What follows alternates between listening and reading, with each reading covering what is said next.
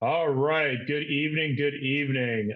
Welcome, everyone. I am Patrick Brown. I'm the chair of Legislative District 11 Democrats. Want to welcome you to our September meeting. If this is your first meeting, hey, you're going to learn a lot. There's going to be some great information tonight, and we want to welcome you for joining us. If you're a returner, welcome back. And again, like I said, as always, we'll have some great information for everybody. And yeah, so let's go through a couple of housekeeping items here before we get into our business. There's a couple things here. If, like I said, with cameras, if you want your camera on off in the meeting, that's totally up to you. That's fine. The only time we really want your camera on is if you are recognized to speak, because we just want to see who's talking.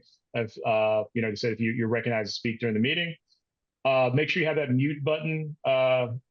I know that, like I said, there's, lots of things going on, but we want to make sure everyone's able to focus in on whoever's speaking, what's going on in the meeting. And last but not least, if you have any comments or questions, please use the chat for that. I'll be watching it as well as our board. They'll be keeping an eye on the chat. So if it's a question or something like that, somebody will definitely chime in or and answer that question. Or again, like I said, if you just have a comment, feel free to put that in the chat as well. So if you're the type of person that likes to follow along at home with the agenda, then we have the agenda online. You can either go to the link here. Don't feel like you need to like frantically type it out. We're going to drop that link in the chat. If you are dual wielding devices, like you're using your phone and you're on the laptop, then you can just scan that QR code in the bottom right corner, and that will allow you to follow along with the agenda. All right, so let's get into the officer reports here.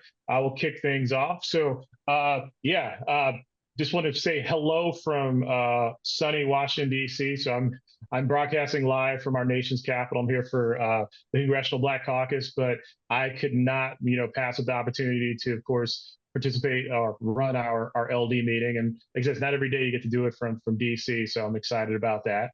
Uh, a couple of things I want to share with everybody. Most of y'all probably have either seen the email burst or the social media, but our voter guide is complete. It is now available. For those of you who want to have a copy of it electronically, you can definitely download it from either our website or you can download it directly from the link. We'll drop this link in the chat.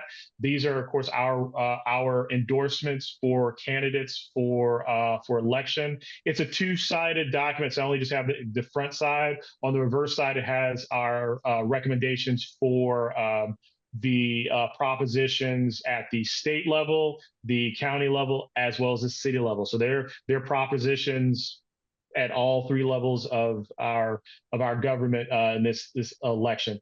This document, of course, is going to be part of our mail program. So we'll be reaching out to Democrats across the district, making sure they get one of these in their hands so they have, the guidance from us to, vote the entire ballot. And that's going to be the real key for this election is that, I personally feel that this election is going to be a historic election. It's going to be huge turnout in this election. However, one of the challenges LD11 has traditionally had is down ballot voting. We tend to have lots of ballot drop off, kind of when you kind of after really pass the state level offices. And that's something we want to make sure that people are voting the entire ballot. So as you were talking to folks, friends, family, neighbors, definitely make sure that either one, they have this voting guide in their hand, but two, that they understand they need to vote the entire ballot. There's a lot of stuff on the ballot. I want to say it's like a 3-page ballot at this point, lots of stuff. And so we want to make sure that people have the guidance in order to not only, of course, elect Vice President Harris and give her a job promotion, but we also want folks to make sure that they're making it further down the ballot to vote for county candidates, to make it further down the ballot to vote for our local candidates, our school board candidates, voting for the bonds that and overrides are taking place, in our district. We want to make sure that, people are not skipping that because these are very, very important races. And so that's why we're going to have these voter guides. We're going to be mailing them out. They're going to be part of lit drops and canvassing. And again, share them with the people in your community. I'm sure you got a neighbor who doesn't really know which who to vote for past like the state offices. Well, get them this voter guide. We're going to make sure that people are informed and they have that information. again, along with those lines, I'm going to plug our postage program as well. So if you haven't already, please help donate to to help us purchase stamps so we can, of course, do a lot of our programs. Our GOTV squad leader, Signa Oliver, will get more into the details of what that plan looks like. But keep in mind, like just for like $34, that could be a half roll of stamps. That gets 50 doors. So every little bit helps, because the thing is, this stuff is just not going to magically happen, even though Vice President Harris absolutely just stole Trump's lunch money on national TV. This still is going to be a close race. It's going to be actions like these. It's going to be talking to your neighbors. It's going to be talking to people who didn't even watch the debate or even know a debate was happening. This is going to be the way that we're going to win this election, not only just at the top of the ticket, but everywhere in between. All right. That's all I got. I'm going to move on to our first vice chair, Dave Braun.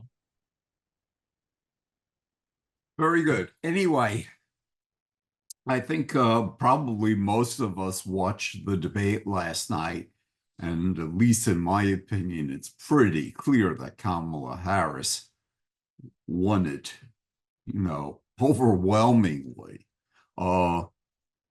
However, in Arizona, we really, now we are happy about that, but we can't be overconfident. I suspect, my best hunch, and basically it's a hunch, we're talking about less than 5,000 vote difference. I mean, it will be just a very, very close election, and there's no doubt about that. It's going to be close. And Arizona has, those electoral votes that may decide the national election. It comes down to that. Encourage people, if they haven't signed up for a mail-in ballot, to do so. It is going to be, my understanding, that it's actually going to be a 4-page ballot with all the judges that we have to elect, which takes up a page by itself, and all the propositions, the initiatives passed by the legislature, all the things that the governor either did veto or would have vetoed are on the ballot via the legislative initiative. It's a huge ballot. It will take you probably 20 minutes if you're using our guide to fill it out, maybe half an hour. Can you imagine the lines on election day? I don't think they realize how long it will actually take an ordinary citizen who hasn't, any sort of familiarity with the propositions to fill out this ballot. But I would be very surprised if there isn't huge lines, and that'll be the biggest complaint, because it's just going to take people half an hour to fill it all out. And they're not going to have that many areas that they have set up for voting, even though you could have clipboards and just sitting at a chair to fill it out. You're filling out a paper ballot. Anyway, so sign up and encourage everybody to sign up for mail-in ballots. It's going to be huge. And I think as they realize, maybe the county recorder's office realizes how long the ballot really is, and they get the first experience, people are going to start saying, you got to do it via the mail, because it's just, otherwise the lines are going to be hours long. And I've seen that. We've all seen that at least 20 years ago. I was at a polling place where the last voter voted at 11 o'clock at night because the lines were that long, literally. And Dave, not to interrupt you, we want to try to keep the meeting moving. Yes. The chair asked me to make sure that we keep it kind of brief. So vote. Look at the mail-in ballot card we have, and you all get one. It will help you make your decision, and that's all I have to say. All right, Dave. Good. Yes. Vote. And remember, like I said, it's a lot easier to do this in the comfort of your own home than, standing in line with people staring at the back of your head. So we got a great thing in Arizona with vote by mail. All right. Next up is our second vice chair, Michael Butts. Oh, Michael, you're muted. Thank you. All right. Good evening, everybody. I'll be really, really brief. I just wanted to share with you all that if you have not, you should have already received your certificates in the mail designating you as an official precinct committee person. And we have a total of 54 for our particular district. And so that means that we'll have, I believe, 18 state committee persons that are able to carry on business at the state meeting coming up soon. So if you are interested in being a precinct committee person, keep that in mind for the next time around. Thank you, and I'll pass it on back to our chair. All right. Thank you, Michael. Just one point of clarification. So if you're a current state committee member, and you should know who you are because I've probably emailed you a bunch about the upcoming meeting, but for an opportunity to become a new state committee member, so like all the elected PCs who just went through the process, that will happen in our reorg in December. So when we do the reorg, this will be where we'll be electing board officers. That will also be election where we'll be electing state committee members as well. So if you're not currently a state committee member, I would definitely encourage you to attend the state committee meeting on the 14th. You don't have to be a state committee member to go. I would encourage you to go because you can kind of see an idea of what the process is like and what state committee members do. And it's a very, very important position, which we'll definitely talk about a little bit more. So to keep things going, I'm going to move on to our secretary, Tanisha.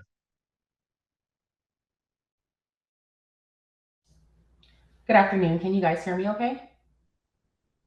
All right. Thank you, Chair, and thank you everyone that's attending tonight.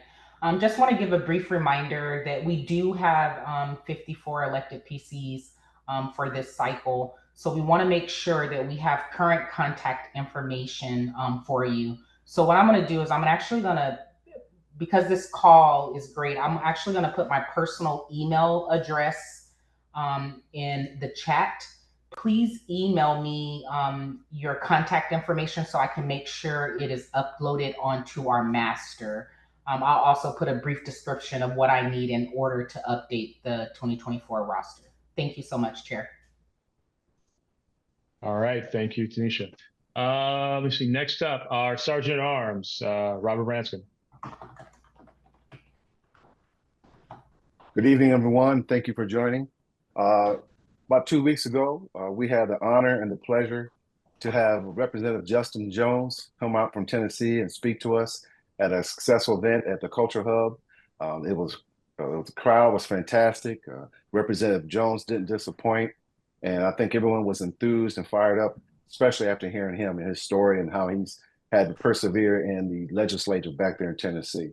I think we had some good donations that night, and people want to see us do some more. We're trying to plan some more events going forward, hopefully before the November 5th or 6th date occurs. But we want to thank those who came out and participated, and we're looking forward to you attending the next one.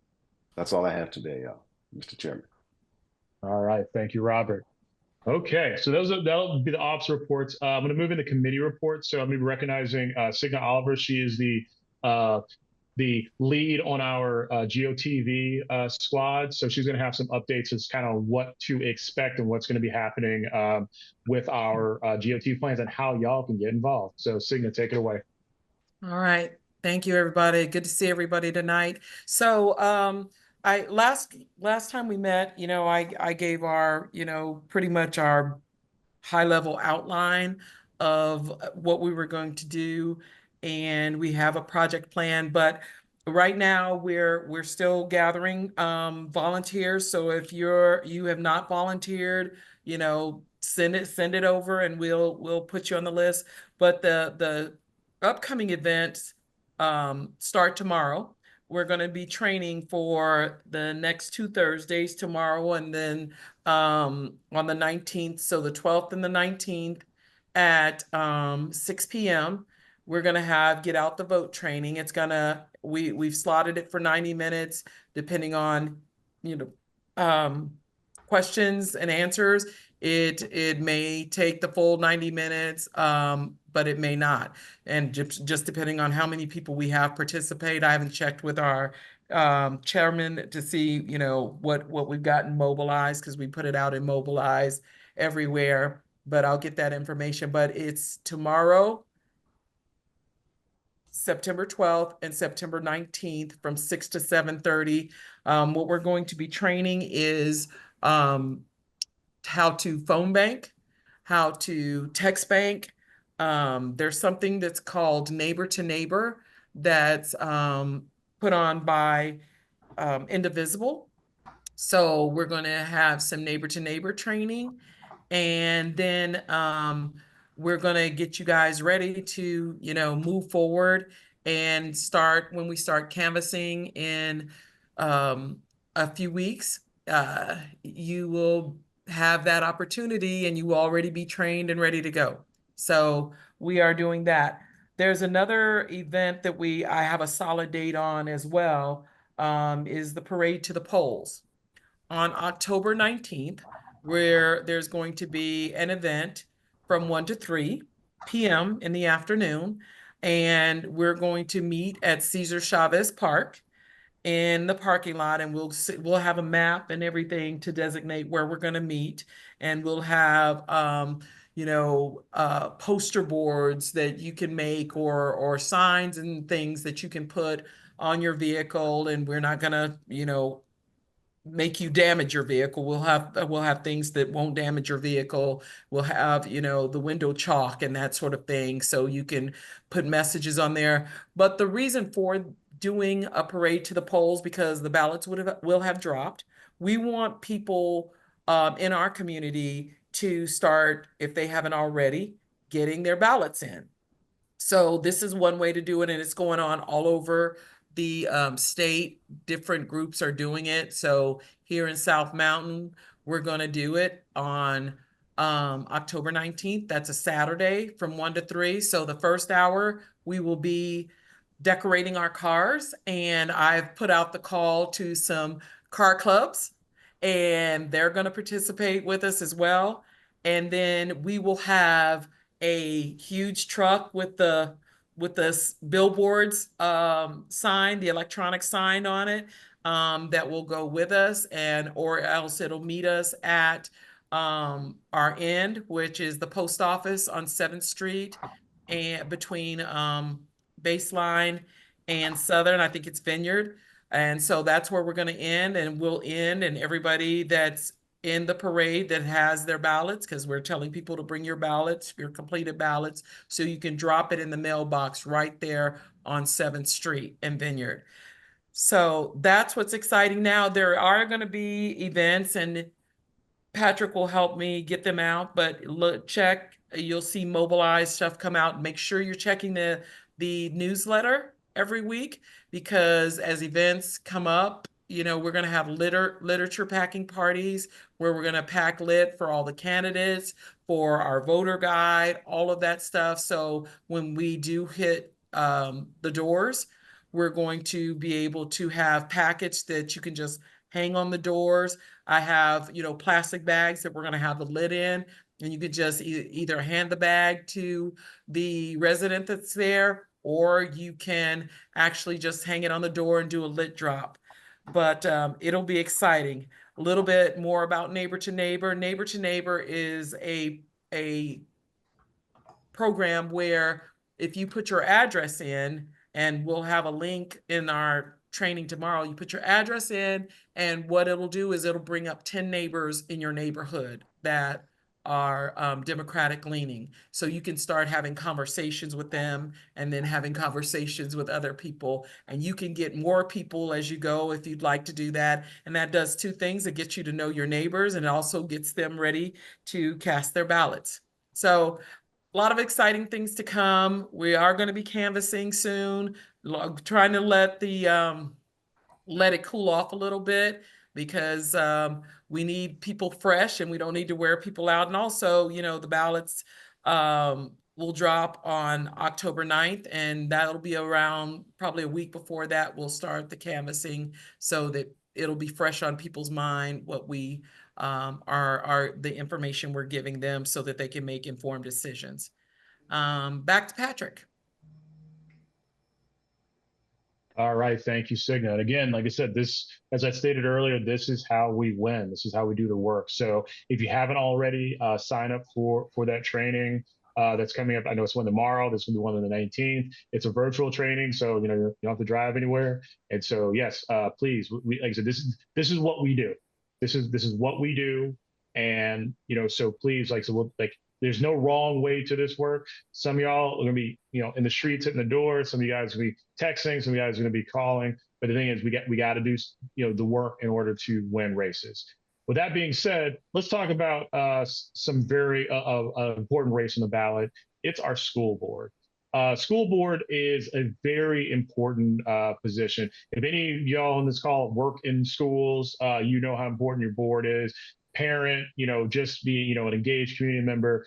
School board, that position is a very, very powerful position that a lot of people don't realize how important it is. I've always felt that school boards is a microcosm for democracy. A lot of the things that takes place in the state ledge or Congress or whatnot, school board members actually to an extent are doing a lot of the same thing. So tonight we've got three amazing individuals who are running for Roosevelt School District, and we want to give some time for them to talk about who they are, what they're about, and why they're the right people to be leaders in Roosevelt School District. So we're going to start off with Victoria Castro Corral. I just want to give you guys a little bit of her background.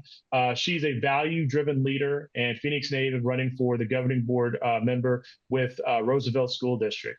She's an advocate and educator with over 8 years of experience working with college access and success programs. Her deep appreciation for higher education began in 6th grade when she started earning college credits.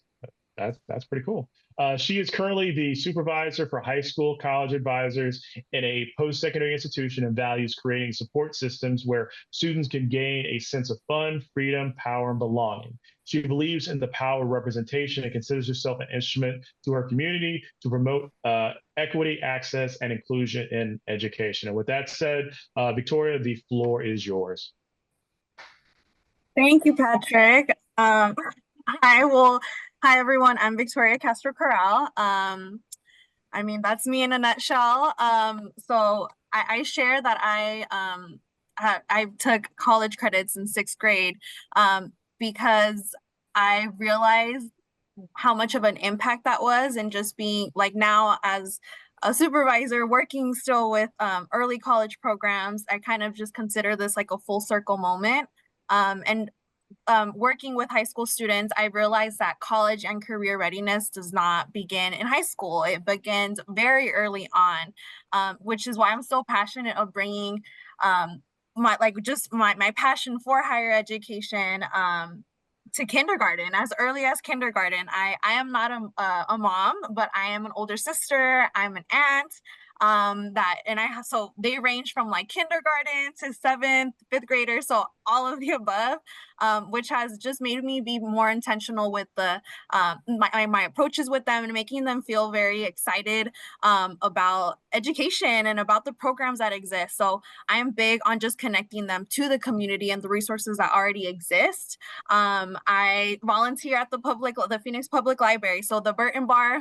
Not only did Michael, James, and I meet in that library, but to also just to promote the resources that a library has, and I'm big on just bringing the school district with the community. As far as the representation goes, I feel like running as a slate, I mean, it shows diversity. I mean, we have women, we have men, we're all we're like people of color, and we're from the community. So with representation, I feel like that's very important for our students to see themselves. And my heart just like warms up whenever I hear somebody and a Roosevelt alumni share the amazing things that they're doing. I heard from Signa this past weekend of just sharing her experience in the Roosevelt district, and now she is like a community leader and she is a board member, but also hearing from Victoriano, and he is he's an entrepreneur and he's still giving back to Roosevelt. So I'm seeing that Patrick, you mentioned how important it is, like at a local level. It starts in education. It starts with our students, because how many of you have had that one teacher or that one counselor that believed in you and just planted the seed, and then now you are, just because of that one teacher, that one educator. So that's truly what I'm trying to do. I'm just trying to make sure that our students can see themselves of like, hey, like we're from the community and you can also become a board member. So yeah, this is me in a nutshell. But I'm gonna pass it over to I don't know who's next, but thank you. Well, before we have you pass it over, Victoria, are there any questions from the audience? Any questions for Victoria?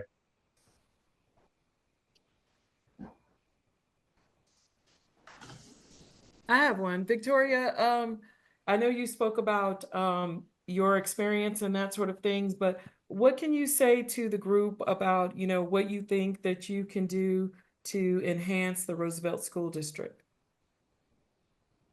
To enhance the Roosevelt School District, I want to create more pipelines to our high school district, and by that I mean just connecting them better with preparing them. I'm sorry, can you repeat your question again? I'm sorry. What are you gonna, your plans to bring to Roosevelt School District as a board member should you be elected?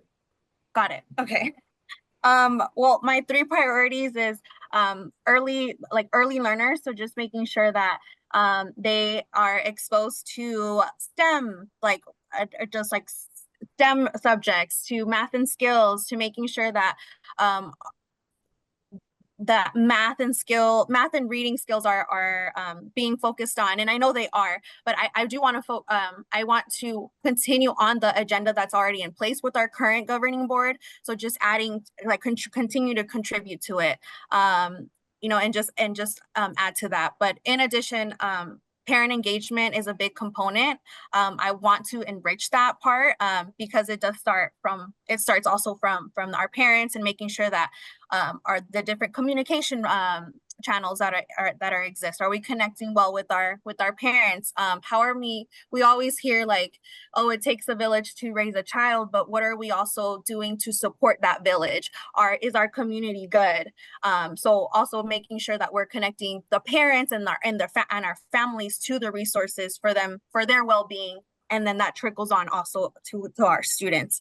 And also supporting teacher, like a better pay for our teachers. I come from educators, my best friend's an educator, so I feel like that it's also supporting our teachers and our educators and making sure that they're okay.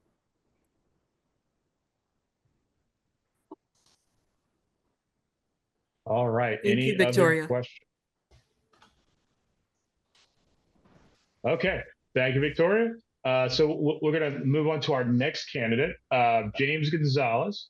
Here's a little bit about James. He was born and raised in South Phoenix and is a Roosevelt alum, just as, so Victoria referenced, we got some Roosevelt alums out there.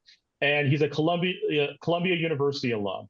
He is an experienced community organizer who's committed to using administrative and programmatic expertise to build power in marginalized communities through electoral advocacy and grassroots organizing. His plan for Roosevelt is to advocate for an excellent education for every student, great pay for teachers and staff, safe and welcoming schools for all families. So with that said, James, the floor is yours.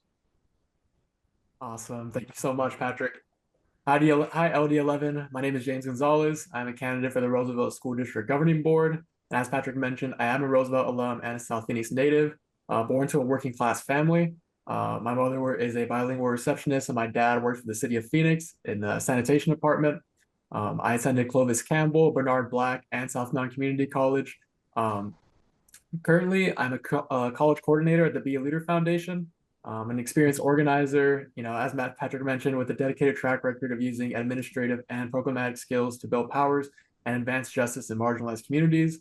And the main reason why I decided to run for school board was to prevent the appointment of a candidate who is pro-charter, pro-private, and pro-ESA. When I initially submitted my statement of organization back in March, there was only one other candidate who had filed, meaning that there was going to be at least one open seat that could have led to the appointment of a pro-ESA, pro-charter candidate, right? In short, anti-public school. Things have changed since then. Fortunately, as Victoria mentioned, I am now a part of a ticket with her and Michael Butts, which I'm eternally grateful for.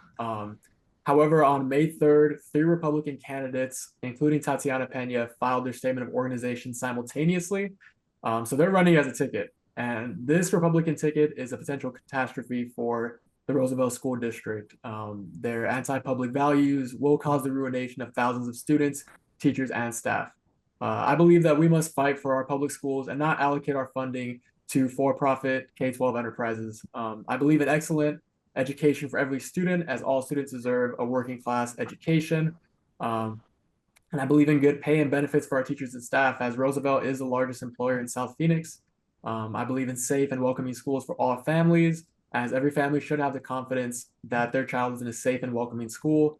And I would say, when people ask me, why I'm doing this, and I feel like the only really other reason is, it's just because I love my community. One thing that, when I came back from, studying in New York, I always knew that I wanted to come back and serve my community in whatever capacity, whether that be community organizing. And when the Roosevelt School District, when I found out that there was going to be open seats, I kind of felt a need to do something about it. And I'm really excited. I've learned a lot along the way in being a candidate, and I really look forward to serving our community and serving Roosevelt. All right, thank you, James. Any questions for James? James, same question. What are you going to bring to Roosevelt School District? What I plan to bring to Roosevelt School District is, to continue with the momentum that Roosevelt has built up so far. They've really changed the narrative in the last 15 years. And I want our community, I want our families to be confident in their choice to keep our students within their communities, not having to send them to schools outside. Another thing I want to enhance is just continuing that synergy between the board and the staff. I believe communication is key. And I think working with Dr. Portillo and our other board members is definitely going to be key. And, with that communication and synergy, I think, that momentum could definitely continue on. And, as I mentioned earlier, I believe in parent engagement, as Victoria mentioned. That's extremely key. We can't have our parents kind of think of us as, these abstract figures, who kind of govern on their own. No, we definitely need not only our parents' input, but our overall community's input, as they're the ones that will guide our decisions. So I think just keeping that synergy between the governing board members, the staff, and then also our community and parents is going to be essential to continuing what we have going so far. And I just love the way how Roosevelt's narrative has changed. And I think that, some great things are to come in the next 4 years. Can I have a quick question? Have you been canvassing already? Are you getting the word out to people? Because that's a nightmare. You cannot have that one person that you mentioned on the board. Yeah, definitely. I think that's extremely important when we're out there talking to our community members, especially when canvassing. It's just letting them know, because as we all know, a school board race is not going to say an R or a D on there. So exactly. I think really emphasizing that, not just saying we're pro-public, we're Democrats. No, I think when we canvass and we speak to our community members, we need to make that apparent that, these aren't just other candidates. It's not like this is, a race of 7 people who are pro-public. No, this is quite the opposite. So I think that when it comes to canvassing, that is extremely important. And yes, I have been canvassing, and definitely spreading that word, letting them know that, this is not or 7 similar candidates. These are 3 candidates versus 3 pro-public versus 4 anti-public. So that's extremely important. Okay. 'Cause Thank I you. don't live in, I used to work in the district. I don't work in the district anymore, and I don't live in the district, but I really, let me know how I can help you because that's a nightmare too. We don't need that. We don't need to go back. We're not going back like it was Definitely. like 12, 15 years ago. Nope. All right. Thank you. Thank you so much. I really appreciate that. Yeah, and like I mentioned, just trying to keep that momentum going. So much has changed within the last 10 to 15 years, and it would be a real shame to undo a lot that has been done already. All right. Especially with Any the other? admin that we have. We have a good admin, so.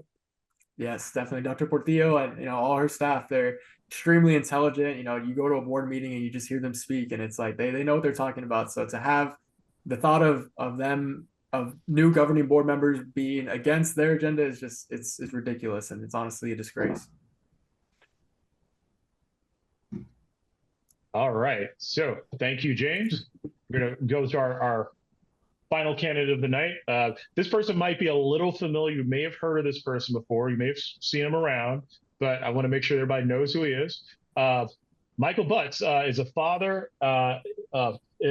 He's a father. Michael's father is a city of Cincinnati bus driver, and his mother is an entrepreneur. Together, they emphasize the importance of getting an education. Michael joined Phi Beta Sigma Fraternity Incorporated while attending Arizona State University. After graduating, Michael spent 5 years teaching 5th grade social studies and 12th grade humanity electives. He completed his master's in educational leadership through Northern Arizona University. He served the students of the Osborne Elementary School District as an administrator for 2 years before accepting his current role as assistant principal with the Agua Fria Union High School District. Michael's expecting to graduate with a doctorate degree in educational leadership from Northern Arizona University in the spring of 2025. And with that, Michael, the floor is yours. Good evening again, everyone. Wanted to say thank you for. Hey, Michael, I don't know if you lost your mic. We can barely hear you. Okay. How about now? Can you hear me better now? Yep, we can hear you. Okay. All right. Good evening, everyone again. I'll be really brief, but I wanted to share with you. Oh, I don't know what happened. We lost you again. How about now? Can you hear me okay now? Yeah, we can hear you now. Yeah. Okay. All right. Sorry about that. So I must be having some internet issues right now.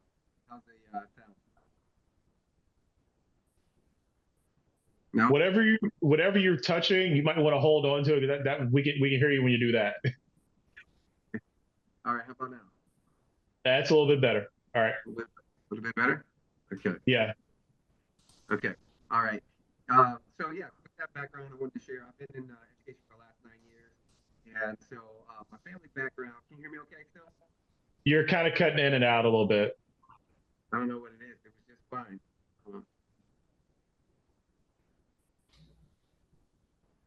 Okay. Can you hear me okay now? Yeah, we can hear you. Okay. All right. So thanks for reading that back, Patrick. Good evening again, everyone. I've spent the last 9 years in education, and so I just want to share a little bit about that background as well as kind of my family background. And thumbs up, you can still hear me? No? Okay.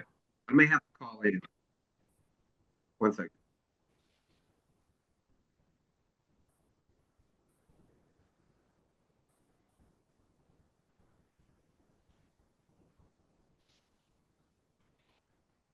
And remember, everybody, like, technology sometimes just, can be weird.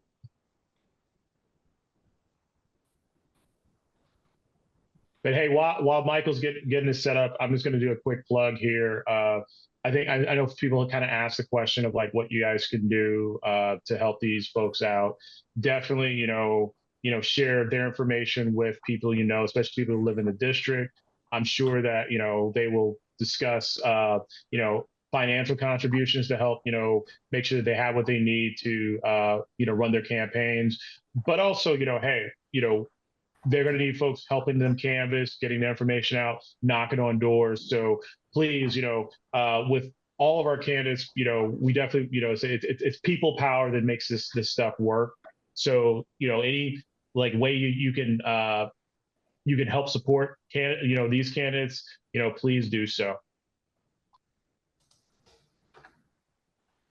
Hi, Chair. I just wanted to, while we were waiting on Michael to call in, just send another reminder that I did drop my email into the chat again so that we can get your elected PC information updated. Please don't assume that we have your information. If you're an elected PC and you are on the call, please send me your information to Miss Tanisha Charity at gmail.com. Thank you. All right, I see Michael back, so let's go ahead and put you back on the spotlight here. Okay. All right. Can you hear me okay? Loud and clear. Okay, awesome. Sorry about that.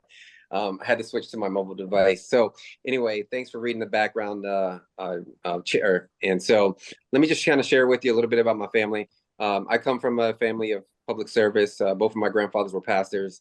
I have a distant cousin that you may know of, Reverend Ralph David Abernathy, Civil Rights Movement. So I definitely am familiar with public service life. And so while I've been on this education track of going to school, I've been waiting for the opportunity to serve.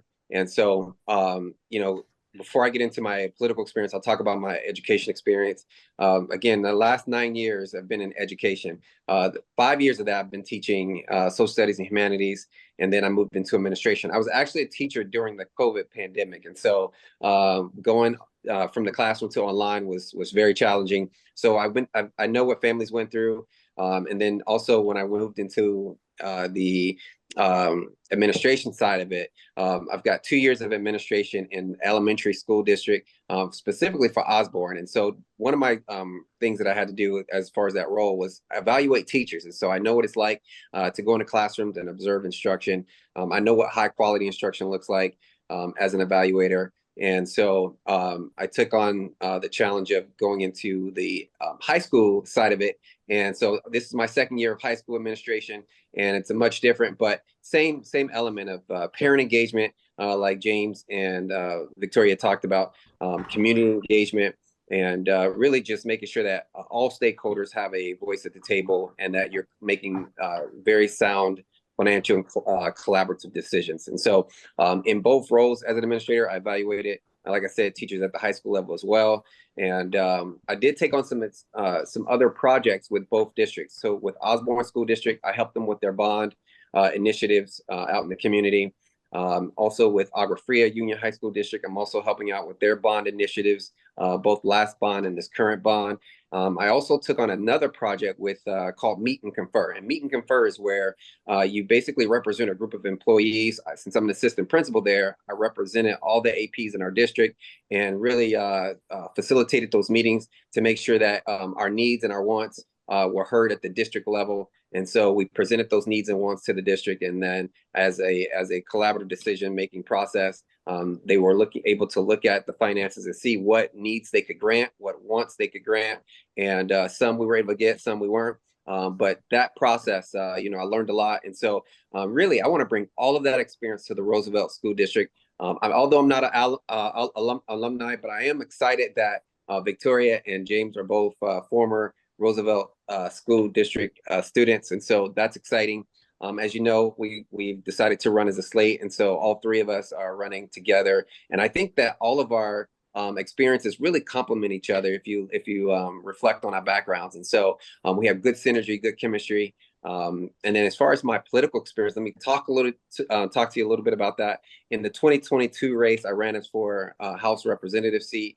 And so I learned about campaigning personally, knocking on doors, talking to voters, learned a ton and had fun doing it. And so unfortunately, I was not able to advance past the primary, but I built some great relationships. And so as you know, in the 2024 race, when Marcelino Quinones stepped down, there was a need for our district to listen to three candidates, or actually listen to more candidates, and select three names to go forward for the Board of Supervisors to select from. And so you all nominated me to be one of those three to go on to the Board of Supervisors for them to decide. Unfortunately, I wasn't able to advance past that part of the process. But again, I was very proud that you had confidence in me and you supported me then. And so I'm asking for your support now. And so with that, I'll open it up for any questions that you may have for me.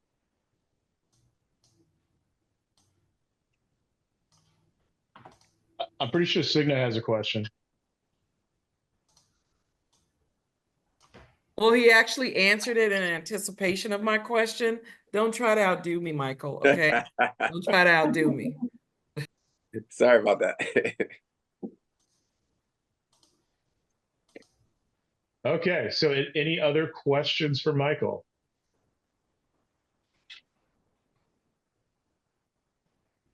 Questions going once? All right, thank you, Michael. Again, folks, these three individuals, like I said, they bring a lot to the table. They are, strong advocates and proponents of public education.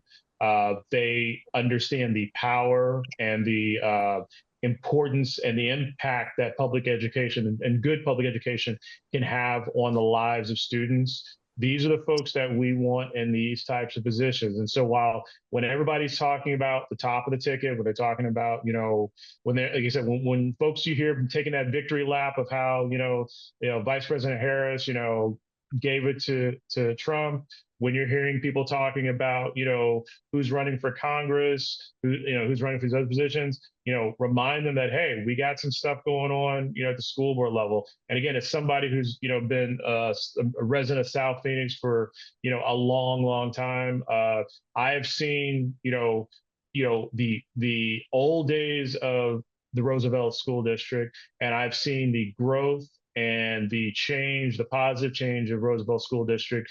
And as someone said, we are not going back. We are moving forward. And so these are the people who can do that. So I want to thank them for joining us tonight to share their vision. Again, if you think of any other questions or whatnot, I know they're going to hang on the call a little bit longer, so hit them up in the chat. But again, if you can help them, support them, do those little things to make sure that they, get into those positions, please do so. All right, so moving right along here, I want to go through a couple of updates from around the county and the state. The first one is as you guys know, we had the DNC, I think it was a couple of weeks ago now, and we were fortunate enough, LD11, that we had two of our folks here, PCs from LD11, who were delegates at the convention. That would be Robert Branscombe and Signa Oliver. So I've asked them to share, what they experienced as delegates and what the DNC was like. I know a lot of us, and myself included, watched it on TV, but they were there. So I want them to kind of share a little bit of that experience and what they got out of it. Where's Robert? Okay, ladies first. All right. So basically, I will start with this. Robert badgered me into running, but it was one of the best experiences of my life. I'm still processing it. You had the sensation that you were a part of history. So we kind of had an idea of what to expect. And what we experienced exceeded my expectations. The first night, with President Biden, I'll try to go quickly before the Sergeant at Arms, who is Robert, pulls me off the stage. But the first night with President Biden was, electric. And, there was a point where I thought he was going to choke up. And if he'd have choked up, I was going to ugly cry. It was going to be awful. But he gave a great speech, and and everybody in the room honored him for his work, his 50 years of work. And then you think, that was cool. And then the next night when Secretary Clinton hit the stage, I'm going to be a little bit petty, so bear with me, Patrick. So she hit the stage and the room erupted. I mean, it was like mind-boggling. Everybody was on their feet and that sort of thing. And she should have tagged her petty sister in, Signa, and she handled it with grace. Her speech was amazing, but I'd have been like, shut up and sit down. If y'all had voted for her in 2016, we wouldn't be in this mess right now. But of course, that's why I was not the Secretary of State. And then, every night built upon itself. The third night, of course, with Michelle and former President Obama, Michelle wasn't going high that night. And when she shot that first shot across the bow, I was like, oh, this is going to be different. And then, of course, former President Obama got up there and as eloquent as ever. And I will tell you, I felt like, saying to them, Mom and Dad, you know that guy you left us with? He was a mean, awful babysitter. Why did you leave us with him? But I did not realize how much I actually missed them until they were up there on the stage. And of course, it was amazing. And then, of course, Governor Walz, you know, was amazing. He is a good man. I do have, we are recorded, so I can't say that. But he is now one of my favorite people because, you know, everybody needs to mind their own damn business.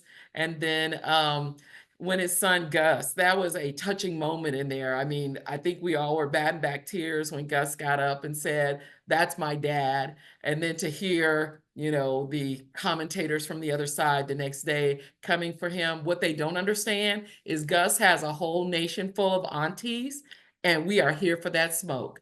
They can come after Gus again if they want to. We will bring the smoke.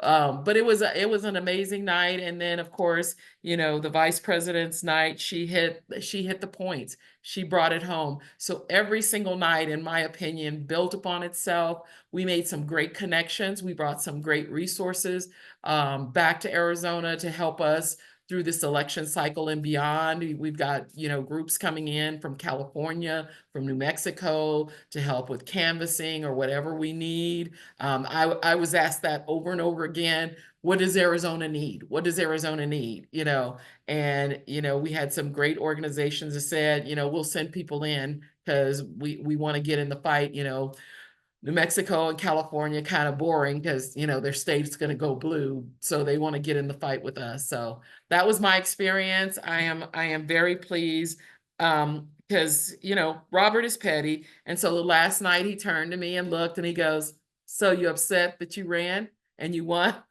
And I had to tell him, no, I'm not upset. It was great. So thank you all. Robert. Well, thanks, Cigna. I think you pretty much covered it all. And yeah, I did ask you if you were upset because I did have to twist your arm a little bit, but I had confidence in you that you would win. I think the big takeaway I can take from the convention was that I had the privilege to be at the convention in 2008 and 2012 for Barack Obama. And I remember, especially on the last night in the stadium, in Mile High Stadium, seeing all the people and the energy was just so fantastic. And it was great just to be there. But I didn't realize how great of a moment it was until I came home and saw the replay on TV. And I got that same feeling in Chicago. I mean, we were sitting in the stands and there were people everywhere. And like Cigna says, you know, we're out networking. I met all kinds of politicians and dignitaries and celebrities. And people were texting me sometimes on the phone, say, "I see you on TV," and all this other stuff.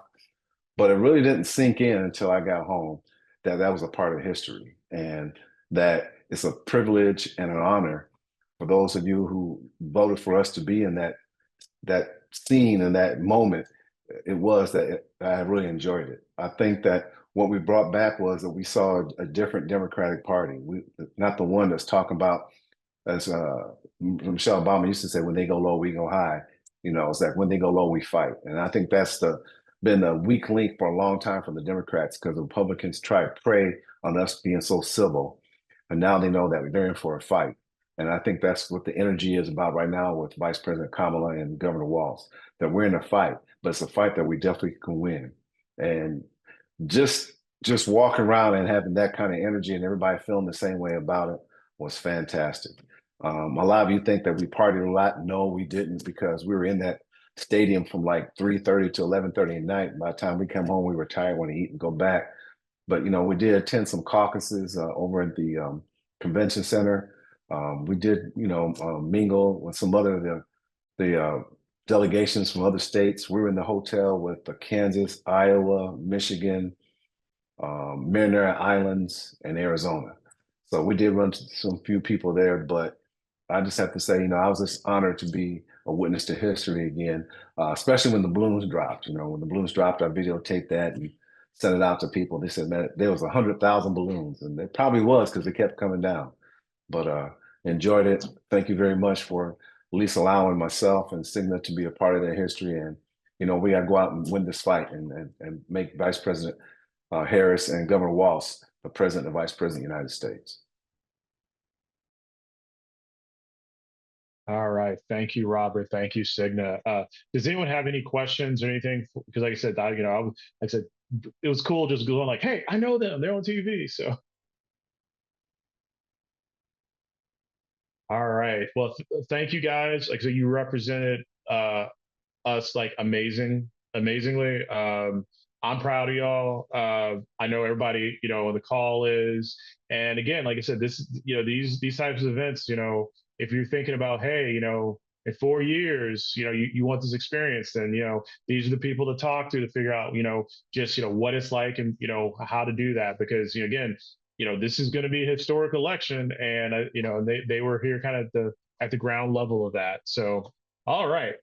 So we are rounding the corner here. So I want to cover a couple of other announcements. What I'm going to do, I see Chris Fernandez from MCDP on. So I'm going to have Chris actually talk about one of my announcements. So Chris, why don't you talk about the day of action? All right. Well, thanks, Patrick. And nice to see everybody here.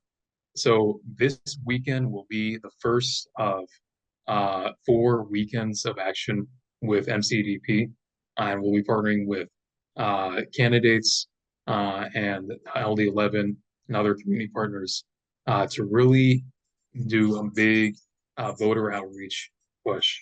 And I know, like Signa has said, these things are essential, and at MCDP, we're really trying to, especially Life for School Board, but for our county candidates, for our state candidates, everybody further down the ballot, make sure that folks vote all the way down the ballot and don't stop after U.S. Senate or U.S. House.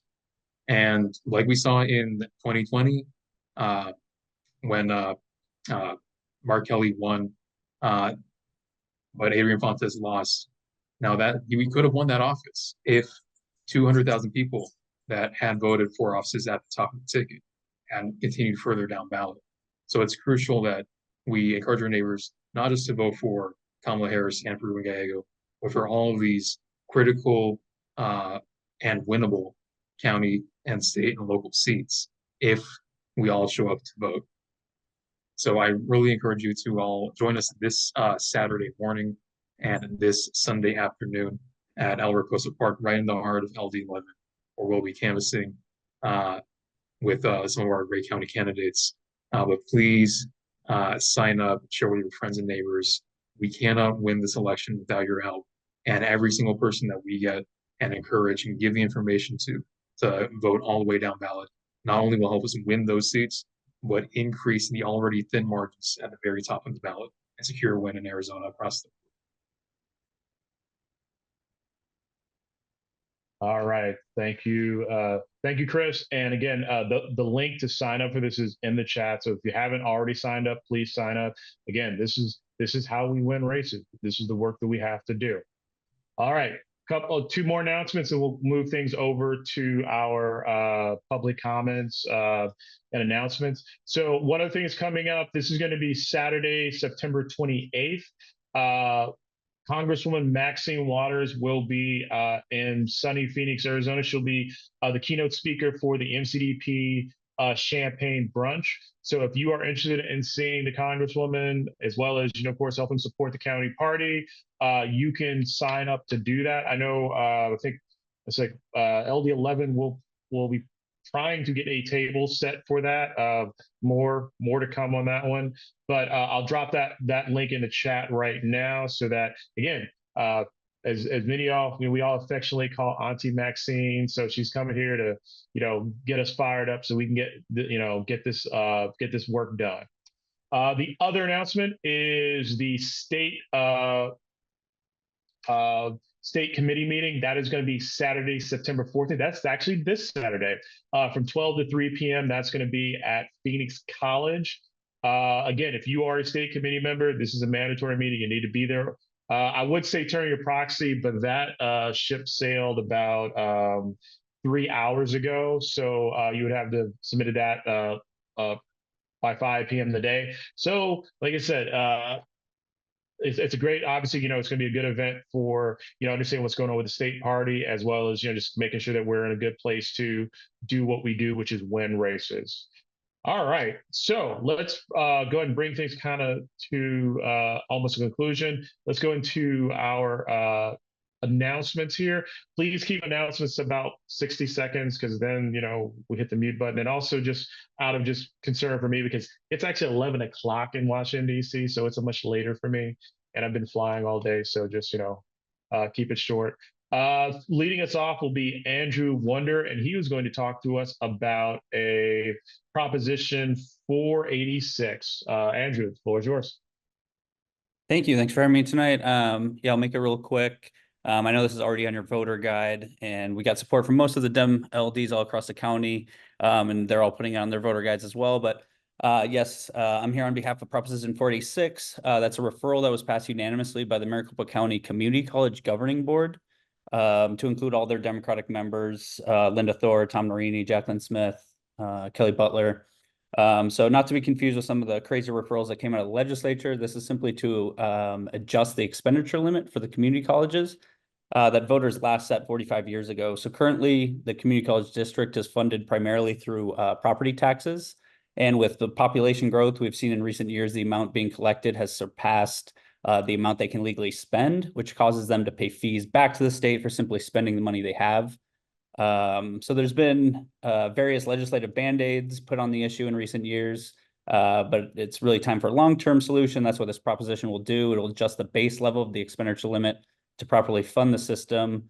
And it's important to note, it's not this will not raise the property taxes. Again, it simply allows these folks to spend the money they're already allocated and properly forecast for the future. For perspective, the proposition adds about $52 million per year to the base level of this formula, which is roughly the annual budget of South Mountain Community College. So failure to pass this would significantly strain the system, resulting in raising tuition fees or potential closures or rolling back of services. So again, greatly appreciate LD11 putting this on their voter guide, and happy to answer any questions, or I can just throw a link in the chat as well. Yeah, please do that. Andrew, I do have one question. Is more or less kind of just to now, if I'm understanding, like the state does not fund the community colleges, and they completely zeroed them out a couple of years ago, correct? Yeah, I think that was almost a decade now. I think 2015 or 16, they zeroed that out. Yeah. Yeah, and this is it's not so much a question, but more of a comment to further your point. We have some of the best community colleges in the nation, and I'm not just saying that. I mean, our community colleges, are the envy of the nation. It's amazing what we can do with even though we're grossly underfunded. So the thing is that funding measures like this are important because there are a lot of people who this is how they advance their lives, is going through our community college, getting quality education, and thus getting quality getting quality opportunities. So it was obviously a no-brainer for the LD to support this. So definitely, have that conversation with your friends, your families, your neighbors about this important proposition. Thank you, Chris. Oh, thank you, Andrew. Yeah, thank you. All right. Any other announcements? Announcements going once. Announcements going twice. All right. So, as always, I want to thank everyone who took some time out to join us this evening. Again, it's a Wednesday night. You could be doing a lot of things, but you're taking some time out to be engaged in the what's going on in your community, and that is always appreciative. Like you said, we are less than, I want to say we're at this point less than 60 days till election day, even fewer days until ballots go out. And there's a lot of work to do. This is, I know people keep saying this is the most important election in our lifetime, but the thing is, like, this is a flashpoint. This is a turning point for American history. Either we're going to move forward as a country, as a society, to be the nation that we should be, to be the nation that we can be, to be the nation that, idealistically we've hoped we could be, or we go back to darker periods that we thought we left well in the past and should have stayed in the past.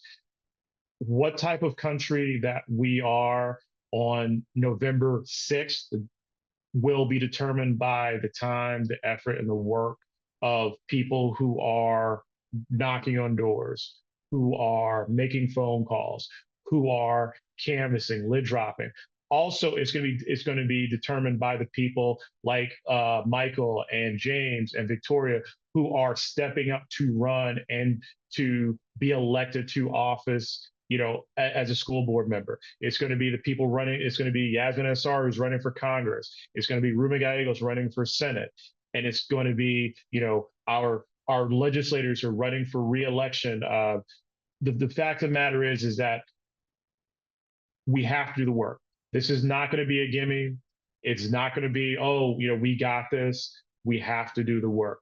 And I look forward to doing that work with each and every one of you guys. So drink your water, get your rest, get some good walking shoes, make sure your phone's charged up, because politics is not a spectator sport. Thank you for joining us tonight. Have a good evening. Take care of each other, and we will see you next time. Night. Good night, everybody. Thank you, everyone. Take care. Thank you.